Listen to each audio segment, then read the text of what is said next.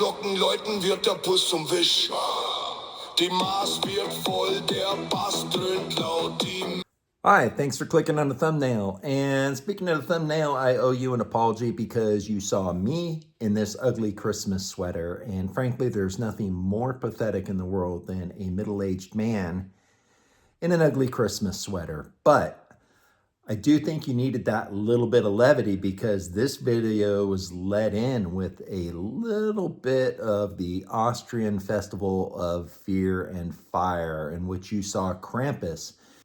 Welcome to Bookies, the only YouTube channel that when monetized will give 100% of the proceeds to local libraries and literacy programs. And so stop what you're doing right now, avert your eyes from these awesome cows right here and hit that subscribe button. Today we're going to talk about Krampus the Yule Lord, published in 2012. The author's name is Brom.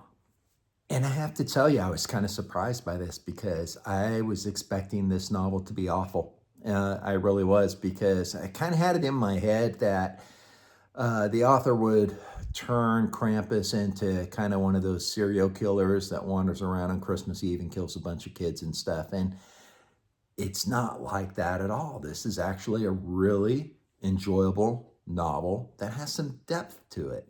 This novel is set in Boone County, West Virginia, and our main character is Jesse Walker. And one day Jesse's outside and he sees 7 figures chasing a man dressed in red.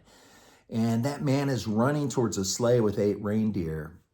As the reindeer alight into the sky with the man and the 7 devilish figures, a sack falls to the ground. And yeah, that's Santa's sack, right? And Jesse figures out that he can use Santa's sack maybe to turn around his sad, pathetic life. See, because Jesse's not a good dad. He was a terrible husband. And he's just kind of a loser that does kind of some small-time drug running on the side. So we begin with Jesse Walker, and Jesse will be kind of the pivot point between Krampus and his adversary, St. Nicholas. But so far, you might have the impression that this novel is going to be very simplistic. It's just going to be a novel of pitting good, Santa Claus, versus evil, Krampus. And, you know, it's just kind of a one-dimensional read and not very enjoyable. I would like to tell you that actually the novel has depth. The characters have moral ambiguity. There's good in Krampus. There's maybe a little bit of bad in Santa, and it's definitely the case that they don't like each other, and that's a really enjoyable aspect to this novel. So who is Krampus? Krampus is actually the son of the Norse goddess of the underworld, Hel. Krampus's function in the Norse pantheon is he is the herald of Yule. He is a sign of rebirth where he takes away famine and pestilence. Krampus is the god of earthly joy, indulgence, feasting, lust, and he wants to bring this to the world after his exile in this cave for 500 years. And Krampus hates jolly old Saint Nick. What we learn in the novel is that jolly old Saint Nick is actually the second son of Odin. His name is Baldr. And Krampus views Baldr as the ultimate slanderer, liar, murderer, and thief. It's the hypocrisy of Baldr that after the death of the old gods at Ragnarok, that Baldr arises and he uses the form of Christianity, the Christ God, to suppress and destroy that which was left of the pagan world. And what really gets under Krampus's goat-like skin is that Baldr is using Christianity to crush Yule under the heavy weight of Christmas celebration.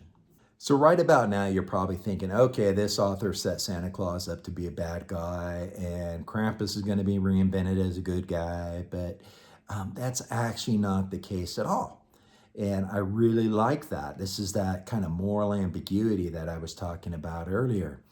And so Is St. Nicholas in this novel that chubby old Coca-Cola advertisement that we're all familiar with? No, not at all.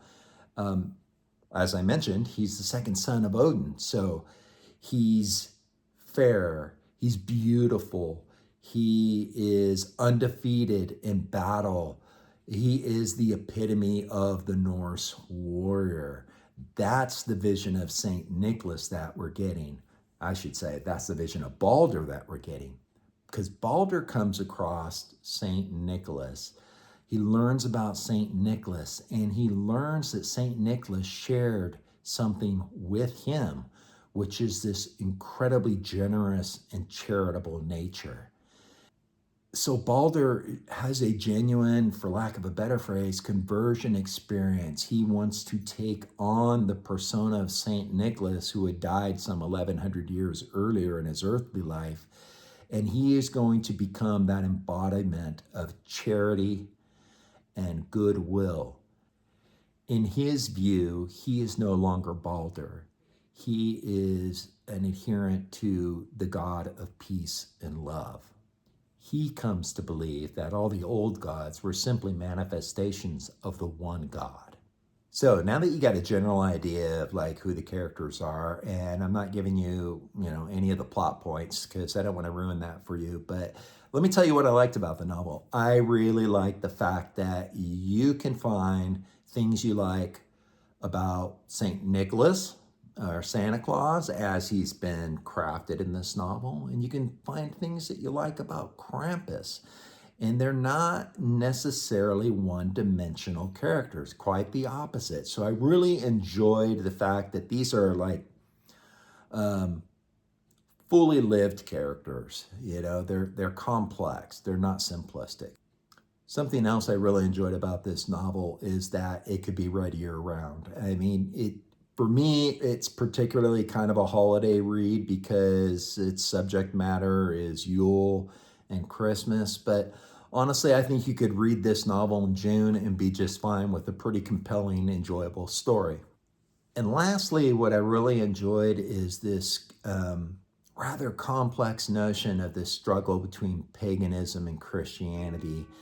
And I will just tell you that it's presented well without picking a side or casting aspersions at one side or the other. It's just presented well without judgment.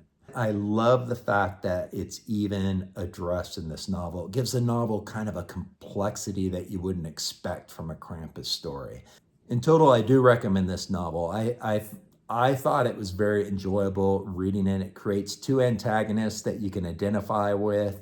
Neither of them is one-dimensional, and you kind of get this background of a little complexity between paganism and Christianity, which is, I think, a nice setting. And once again, the story of Krampus trying to reestablish Yule in rural West Virginia is somewhat amusing as well. He's kind of going door to door to try to start small and make something big. And I thought it was kind of funny and amusing. But for all these reasons, I'm giving this novel 3.75 stars out of 5. It's an enjoyable read, and I recommend it to you.